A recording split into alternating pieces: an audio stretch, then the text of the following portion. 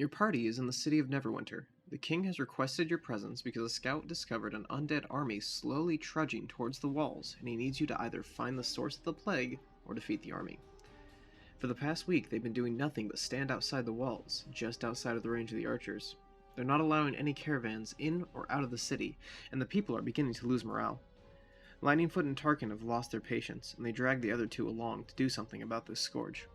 The zombie army is remarkably weak so long as they don't allow themselves to be overwhelmed on all sides, and after rigorous hours of work, everyone is exhausted, feeling like no progress was made.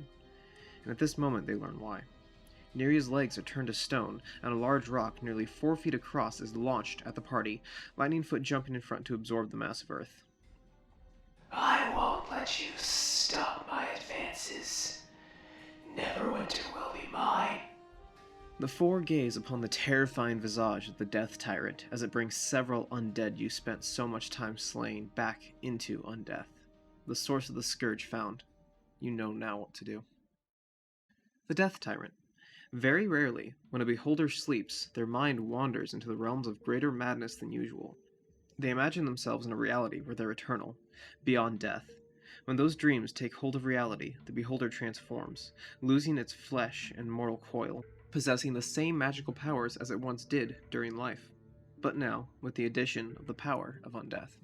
The form of the Death Tyrant is that of a bare skull, a glowing red eye in the center of their eye socket, with 10 spectral red eyes floating around their head, prying in all directions. Just like before they were undead, the Death Tyrant still views itself as a superior being, and views its power as greater than everything else. The magical power of the central eye has evolved in undeath, giving way to the ability to raise the corpses of their slaves and enemies into undead minions. The zombies the Death Tyrant creates are used as fodder and thrown away with wild abandon. They stand guard throughout its lair, or act as bait and distractions for traps the Death Tyrant has set out, the monster using the attention they grab to flank their enemies. The undead's power for hunger leads them to ravage entire villages with their eye ray, and turn those villages into undead armies. If allowed to continue in their crusades, they'd overtake the entire population of a city within weeks, and then move onward to a greater conquest. Due to their undead nature, the Death Tyrant doesn't need eat, drink, sleep, or to breathe.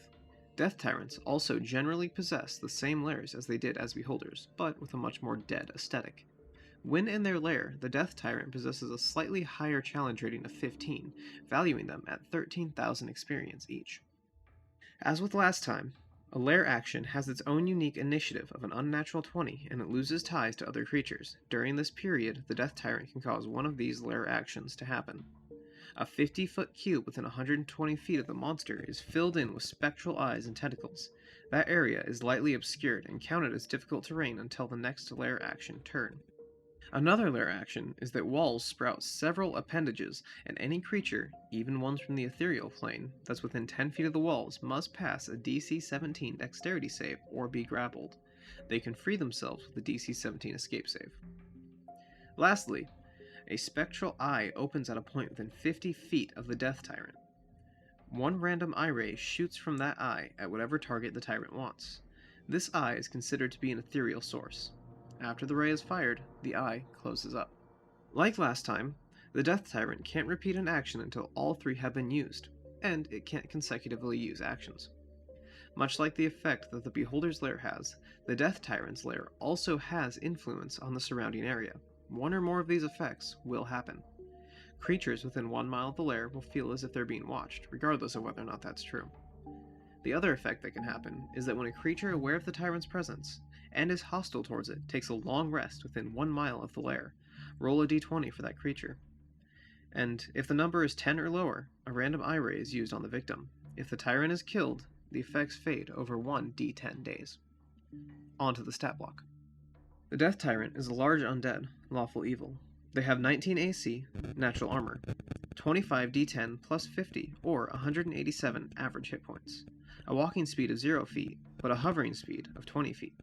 They have 10 strength, no bonus, 14 dexterity, a plus 2 bonus, 14 constitution, a plus 2 bonus, 19 intelligence, a plus 4 bonus, 15 wisdom, a plus 2 bonus, and 19 charisma, a plus 4 bonus. Tyrants have several saving throw bonuses: a plus 5 to strength, a plus 7 to constitution, a plus 9 to intelligence, a +7 to Wisdom, and a +9 to Charisma. They have a +12 to Perception. They are immune to poison damage, as well as immune to the Charmed, Exhausted, Paralyzed, Petrified, Poisoned, and Prone conditions. Tyrants have Dark Vision within 120 feet and a passive Perception of 22. They speak Deep Speech and Undercommon, and have a challenge rating of 14, making them worth 11,500 experience. The center eye of the Tyrant possesses a negative energy cone that has a reach of 150 feet.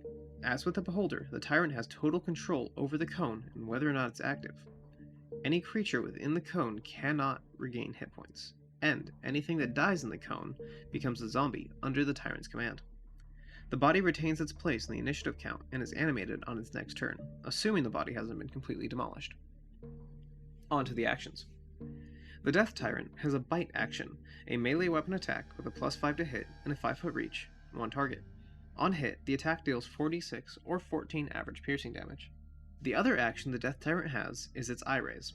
It will fire 3 random Eye Rays at 1 to 3 targets within 120 feet of it. The Eye Rays are Charm Ray. The targeted creature must pass a DC 17 Wisdom saving throw or be under the charm of the Tyrant for 1 hour or until harmed. Paralyzing Ray. The target must pass a DC 17 Constitution saving throw or be paralyzed for 1 minute. At the end of each of the target's turns, they can attempt to repeat the saving throw. Fear Ray. The target must pass a DC 17 Wisdom save or be frightened for 1 minute. They can attempt the save again at the end of each of their turns. Slowing Ray. This time it's a DC 17 Dexterity saving throw, and on a failed save, the target's speed is halved for 1 minute. On top of this, the victim can't take reactions, and they must choose between an action and a bonus action. As before, the target can attempt the saves at the end of their turn. Enervation Ray, a DC 17 Constitution save. On a failed save, the target takes 8d8 or 36 average necrotic damage, or half as much on a successful save. Telekinetic Ray, a DC 17 Strength save, or else the target is moved up to 30 feet in any direction the Tyrant wishes. Additionally, the target is restrained until they are incapacitated or the Death Tyrant's next turn. The Tyrant can also use this ray on objects under 300 pounds and manipulate small items with finesse, like opening a door or using a simple tool. Sleep Ray. If the target fails the DC 17 Wisdom saving throw, they fall unconscious for 1 minute, or until they take damage, or an outside source takes an action to wake them. Constructs and undead are unaffected by this ray. Petrification Ray, a DC 17 Dexterity save. On a fail, the target begins to turn to stone. They then make the save again at the end of their turn and completely turn to stone on another fail, breaking free on a success. If turned to stone, they can only be healed by the Greater Restoration spell or stronger magic. Disintegration Ray. Assuming the target is a creature, they'll make a DC 17 Dexterity save or suffer 10d8 or 45 average force damage. If this attack causes the target to have 0 hit points, they are turned to dust. If the target is a non-living object that's large or smaller, it is turned to dust. If it's huge or large, a 10-foot cube is disintegrated. Death Ray, a DC 17 Dexterity save. On a failure, the target is dealt 10d10 or 55 average necrotic damage. The target is immediately killed if reduced to 0 hit points. The Death Tyrant can take 3 legendary actions.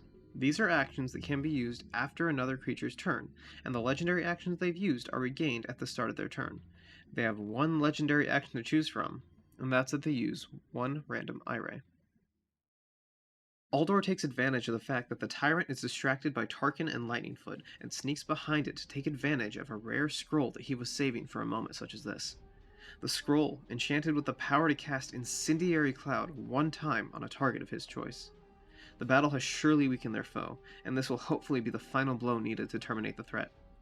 White-hot embers and smoke appear around the Tyrant, and its focus was so strongly on the 2 warriors that it had no time to react. The embers swirl around the Tyrant viciously, dealing full damage and burning the beast to a crisp. As the skull fades from existence, the bodies of thousands of undead fall. The battle is won, and Neverwinter is safe.